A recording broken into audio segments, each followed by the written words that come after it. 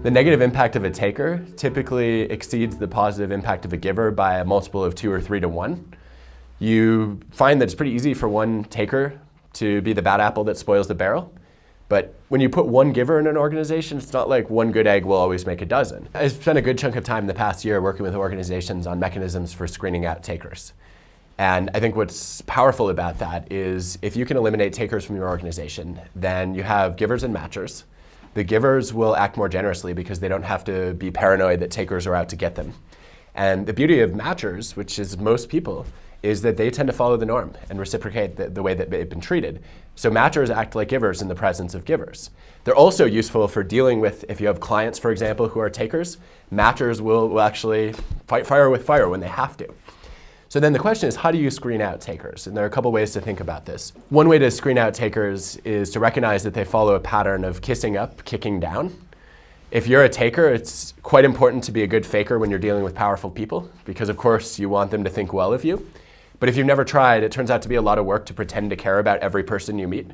And takers tend to let their guard down a little bit when dealing with peers and subordinates, which means that you should be really skeptical of references that come from bosses. And lateral and references from below are actually quite valuable. There's also evidence that takers, when they talk about success, tend to use 2 words more than the rest of us, which are I and me. And then when they talk about failures, they tend to place blame externally. And then my favorite way of screening out takers actually is to present them with situational interviews.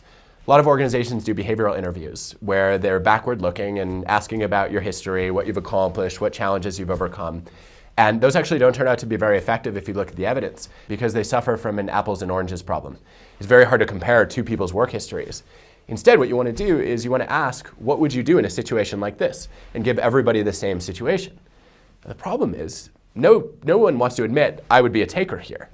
But there's an easy way around this, which is instead of asking, what would you do? You ask people to predict what other people would do. Most of us tend to project our own motivations onto other people. So if you give me a scenario where it's not clear whether the appropriate behavior is giving, taking, or matching, lo and behold, what I'll tend to do when predicting others' behavior is ask, well, what would I do in this situation? And then you get my honest opinion. So integrity test research, for example, shows that the higher my estimate that other people will be thieves, the greater the odds that I myself am a thief.